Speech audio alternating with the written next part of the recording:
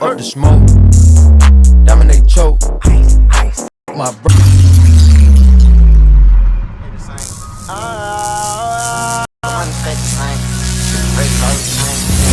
I try to look inside the shadow. They tell the bitch that you with the low. What's good, my nieces and nephews of Homie Gang?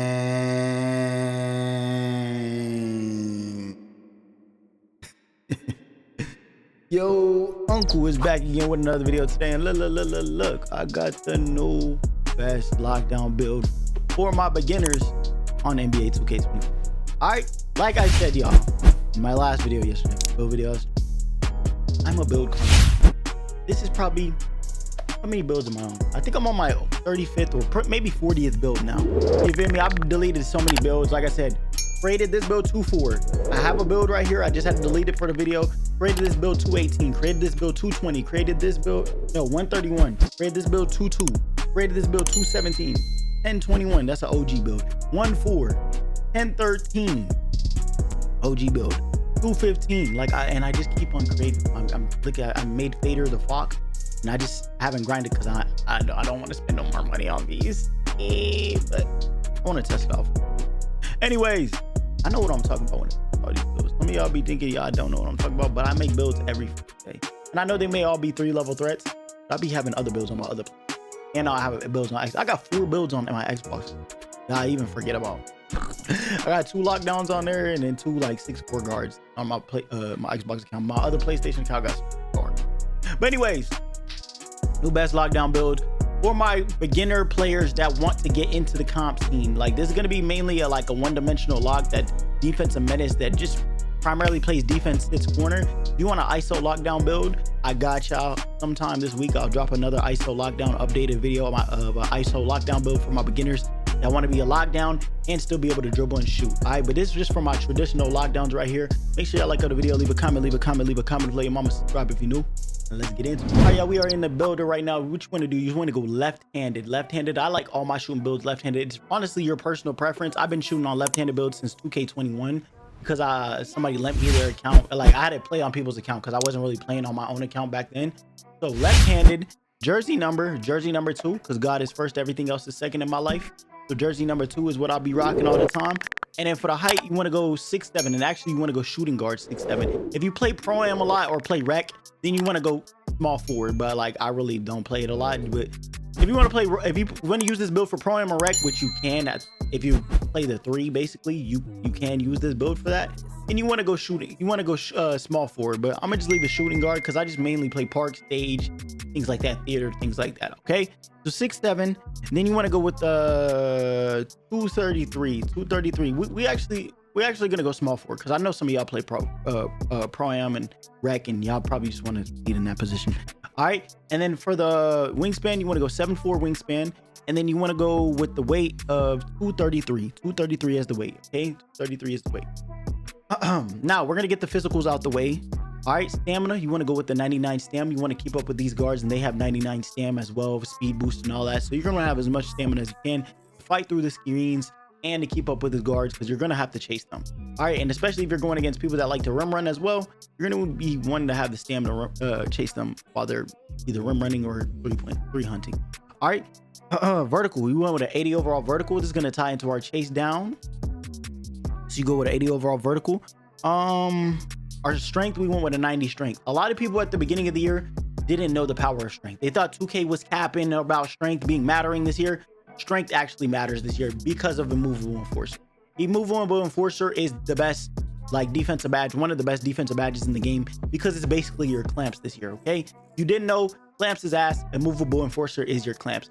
Clamps on gold gives you I think it's a 60% increase in bump percentage. It's either, yeah, I think it's 60, because gold, I know silver for sure is 52. So I think it's 65% increase in getting bumps with clamps, with your strength on 90 and having a gold movable enforcer.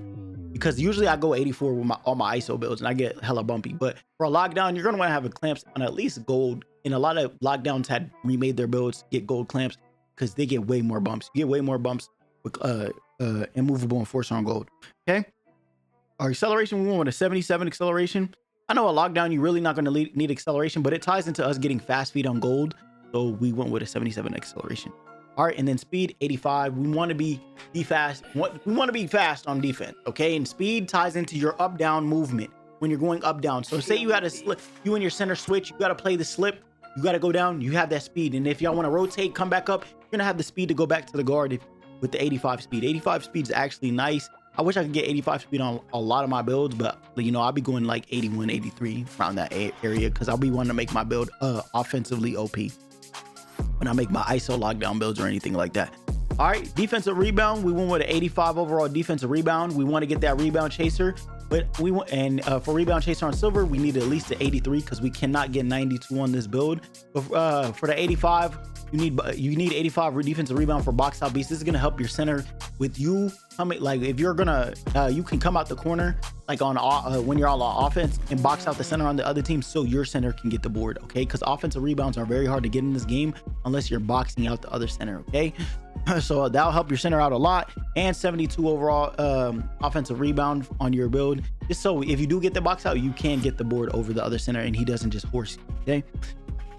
87 overall block, so we can get our chase down. It's going to tie into our chase down and our anchor. I mean, anchor is a very, very big badge this year. It's basically like your intimidator in the paint. You feel me? If you're in the paint, it's basically intimidator in the paint, because without anchor, a lot of these contested layups and contested, you feel me, dunks still go in. But if you got anchor, you might rim stuff somebody that's dunking, a rim runner, or the layup. If you get like a little 5% on the layup, it's not going to go in. You know what I'm saying? Compared to if you didn't have anchor. All right, for steel, we went with 95 overall steel for our gold glove, which is one of the most overpowered defensive badges in the game. A lot of guards and ISO lockdowns this year just go with 91 steel, just because glove is basically how you play defenses this year. Square, pressing square is basically how you play defense this year. You don't really need anything else but square to play defense. You know what I'm saying? So we went with a 95, and we went with the 95 instead of 91 because interceptor on Hall of Fame is way better than interceptor on gold. And as a lockdown, you're going to want to get those lane steals. Okay. Perimeter D, we went with a 94 overall perimeter defense. This is going to get you your 94 feet, ankle braces, challenger, workhorse, off ball pest, all on Hall of Fame.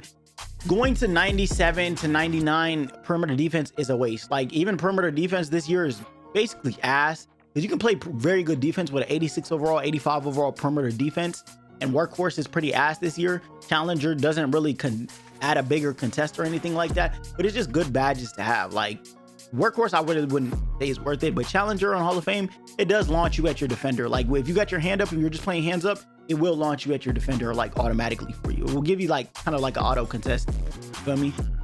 And then gold clamps tied with the movable enforcer is super OP, like super OP, because clamps barely works by itself, but tying it with a movable enforcer makes your build super OP. Okay.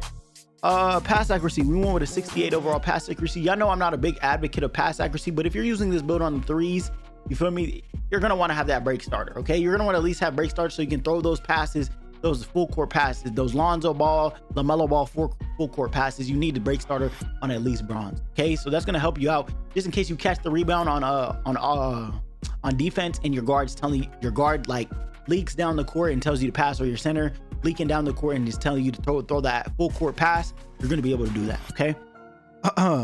Our 3-point shot, we went with a 79 overall 3-point shot. And I know you're saying that's low. I can't shoot with that. Go with an 87 overall mid-range. It's going to get you your catch and shoot on gold. Comeback Kid Hall of Fame, guard up on gold. Midi magician, just in case you get dragged into the midi on gold. Open looks on gold as well.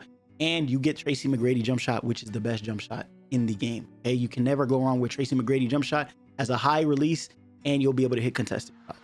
All right, and then for the standing dunk, you want to go with 90 overall standing dunk. If y'all don't know, standing dunk meter, having precision dunker and rise up is super overpowered this year, so you want to do that, and you want to go with a 55 overall driving dunk. Okay, 55 overall driving dunk, and then you can actually even put the rest. Let's see. Dang, I wish we could get 60. Can't even get 60. If we could get 60, it'd be worth it, but can't get. I guess the rest you can put on. You put on your passing, to be honest. The rest you can put on your passing. Let me see. 90, 77, 85, 85, 87, 95, 94. Oh, no. We did this. I'm tripping. We wanted anchor on silver. That's what we did. Anchor on silver with this build. And then we went with the 68 passing. Okay. Leave your build like that. You just go ahead and add that there. Put that there so you can get better rebounds. We had this at 33. 33. Actually, let me see. We can maybe get this to nope, can't. I see if we can get that to 60. You can. You can just go ahead and add it on your defensive rebound. Defensive rebound is way more important than offensive rebound. All right. Let me make sure this is right. I ain't gonna lie, you all good like this. Leave your build like this. Leave your lockdown build like this. And this is the best beginner lockdown build on NBA 2K24 for my beginner players that want to get into stage, want to play pro-am, you know what I'm saying, rec, anything like that. I wouldn't say use it for pro-am, but you can, but you know what I'm saying? It's a nice build, hybrid defender build right here. All right, make sure y'all like up the video, leave a comment to your mama, subscribe if you're new. And your boy, everybody's favorite uncle on YouTube, Uncle H. I'm out.